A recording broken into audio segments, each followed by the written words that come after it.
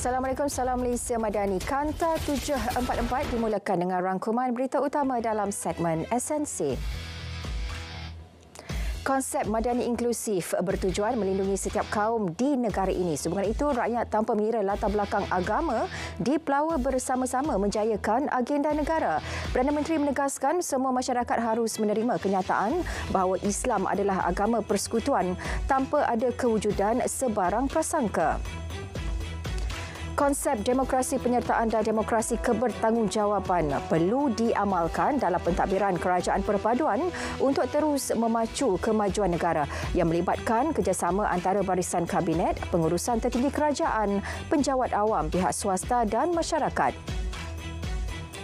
Kemudahan asas di universiti-universiti awam akan ditingkatkan secara berperingkat dengan menggunakan beberapa kaedah. Kemudahan itu, kata Perdana Menteri, termasuk tandas dan liputan rangkaian telekomunikasi 5G di asrama, selain memberi jaminan terdapat projek tambahan di peringkat universiti.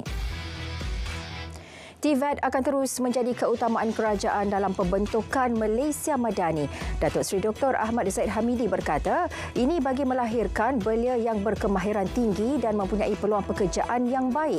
Komitmen yang ditunjukkan kerajaan juga berada pada tahap paling tinggi, memungkinkan segala perancangan TVET dilakukan dengan berkesan. Sehingga kini terdapat 1,344 institusi TVET di seluruh negara dengan 12 kementerian yang mengendalikan institusi itu. Program setahun bersama Kerajaan Madani wajar diteruskan kerana mendapat sambutan amat menggalakkan sepanjang 3 hari penganjuran di pekarangan Stadium Nasional Bukit Jalil. Menteri Komunikasi dan Digital berkata, antara tumpuan program ialah sesi dialog Madani yang menyaksikan Perdana Menteri serta 2 timbalan Perdana Menteri menjawab soalan pengunjung tanpa sebarang tapisan.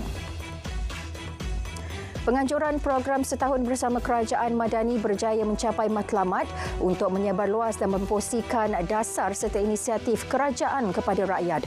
Menurut Sekretariat Penganjur, lebih 230,000 pengunjung hadir sepanjang 3 hari program. Penganjurannya tepat pada masa kerana memberi peluang kepada rakyat untuk menilai sendiri prestasi setiap kementerian.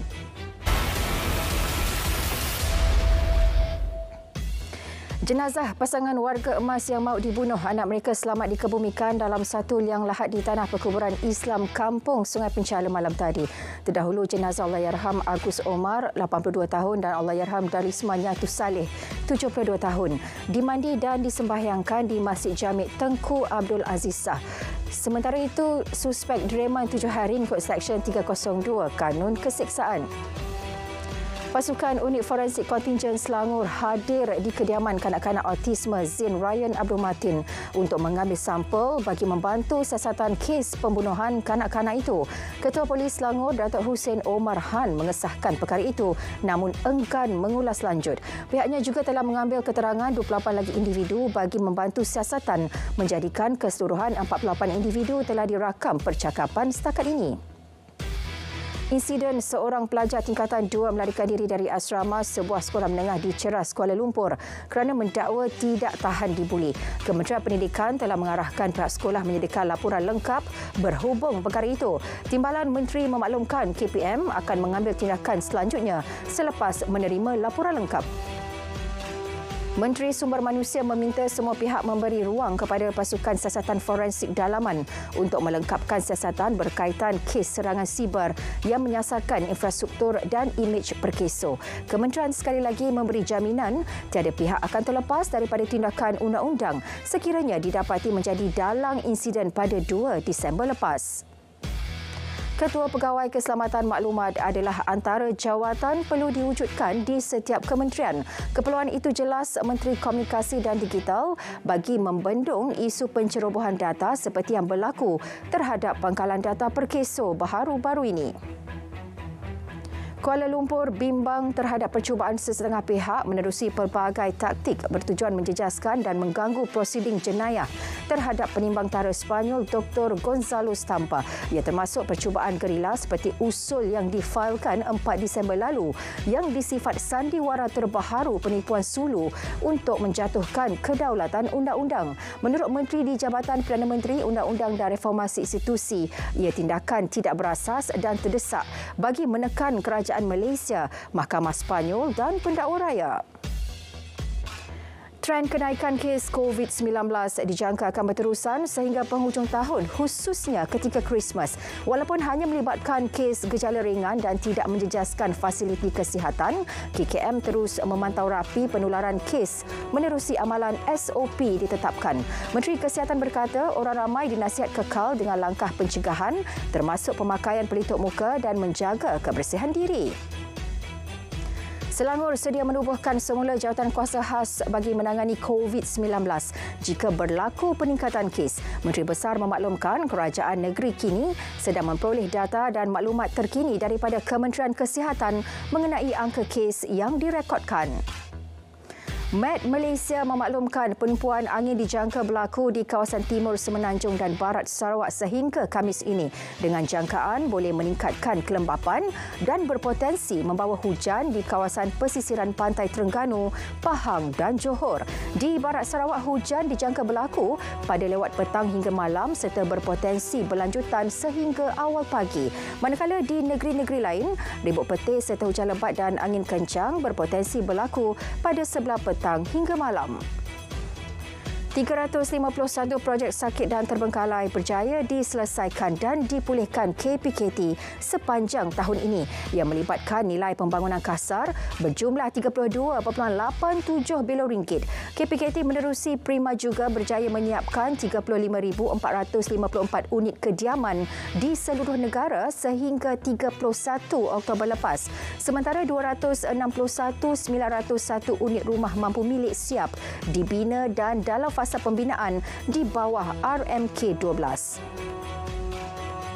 37,242 saman trafik telah dijelaskan dalam tempoh 2 hari bermula Jumaat lepas sempena program setahun bersama Kerajaan Madani. Pengarah JSPT Bukit Aman berkata pihaknya merekodkan 12,300 pesalah trafik menjelaskan saman di 14 kaunter bayaran saman termasuk baucer diskaun yang dijelaskan melalui portal dan aplikasi My Bayar PDRM. Kempen pengurangan kompaun saman sehingga 50% ini telah mendapat sambutan yang amat menggalakkan di samping PDRM berpeluang menyantuni masyarakat dalam menyalurkan maklumat dengan lebih jelas.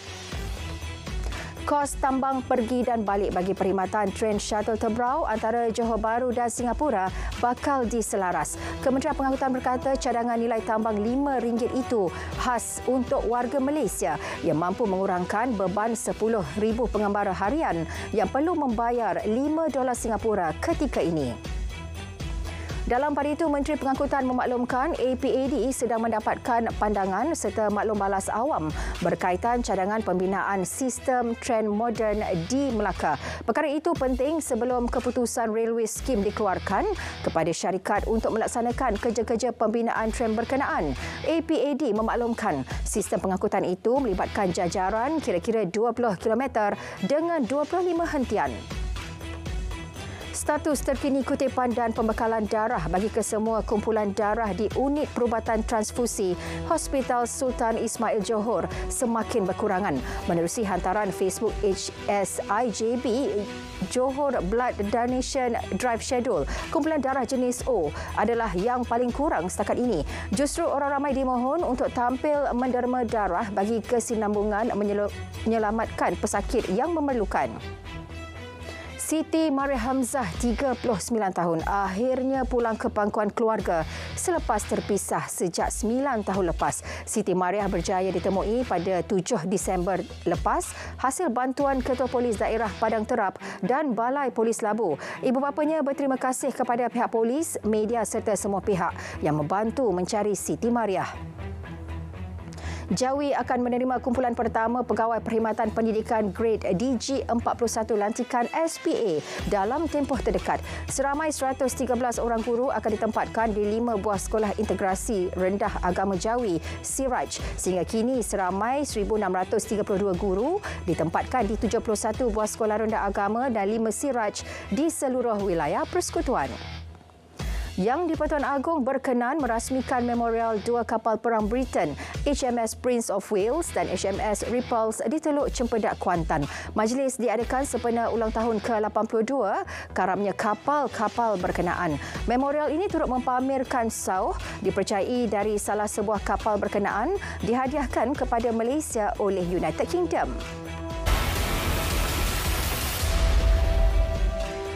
Cadangan mekanisme penetapan taraf air baharu di Semenanjung dan Labuan bakal dibawa ke mesyuarat Kabinet. Menteri Sumber Asli Alam Sekitar dan Perubahan Iklim berkata, tarif air sedia ada termasuk bagi akaun domestik dijangka dikaji semula. Ini apabila mekanisme itu diguna pakai kelak.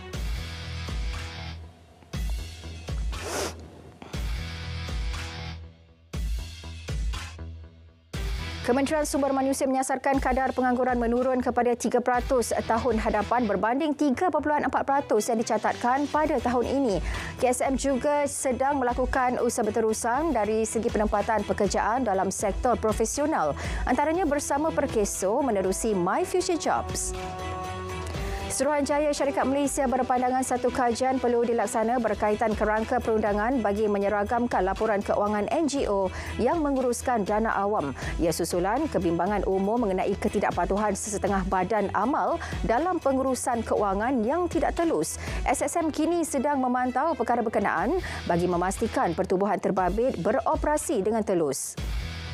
Syarikat tempatan perlu meneroka ekonomi digital bagi menghasilkan produk dan perkhidmatan baharu yang berdaya saing dalam pasaran global.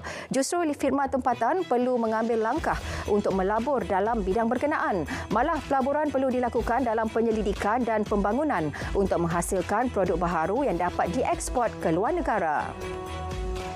Jabatan Perangkaan Malaysia menggalakkan pelajar menuntut ilmu statistik dari peringkat awal agar menjadi panduan dalam membuat keputusan seharian. Ini akan memberi kesan positif pada kehidupan dan karya pada masa hadapan. Ketua Perangkawan memaklumkan agar semua pelajar sentiasa menggilap potensi diri dan mengamalkan ilmu yang diperolehi.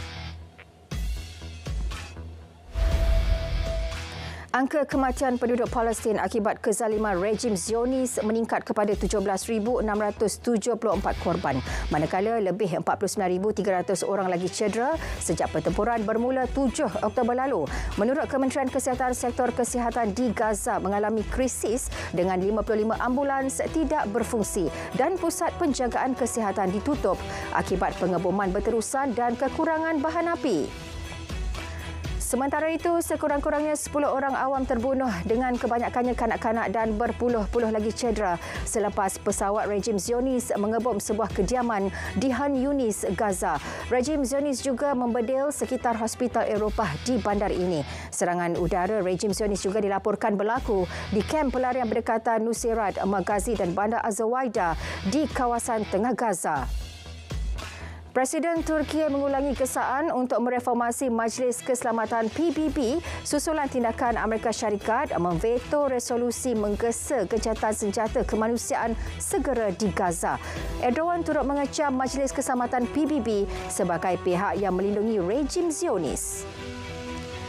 Kuala Lumpur menolak dakwaan gencatan senjata segera di Gaza akan hanya menanam benih untuk perang seterusnya. Wisma Putra memaklumkan serangan berterusan oleh Israel menimbulkan ancaman sebenar kepada keamanan dan penyelesaian dua negara. Situasi kemanusiaan yang sedang berlaku di Gaza tidak boleh dibiarkan dan Malaysia amat sedih dengan keputusan untuk tidak mengendahkan desakan masyarakat antarabangsa. Hampir 70,000 pendatang asing gagal menyeberangi Laut Mediterranean dari Tunisia ke Itali tahun ini. Menurut pengawal kebangsaan Tunisia, angka itu meningkat 2 kali ganda daripada tahun 2022. Sumber kemanusiaan antarabangsa memberitahu sekurang-kurangnya 5,500 pendatang Libya dan 3,000 pendatang Algeria telah diusir ke sempadan setakat Jun lalu. Lebih 100 pendatang asing telah meninggal dunia di padang pasir Libya, Tunisia pada musim panas ini. Puting beliung dan cuaca buruk di Tennessee, Amerika Syarikat mengakibatkan sekurang-kurangnya 6 korban. Kejadian turut menyebabkan kira-kira 86,000 pengguna mengalami gangguan bekalan elektrik. Kanta 744 berakhir di sini. Dari sungai ke segara, Palestin pasti merdeka. Malaysia Madani, tekad perpaduan penuhi harapan. Assalamualaikum.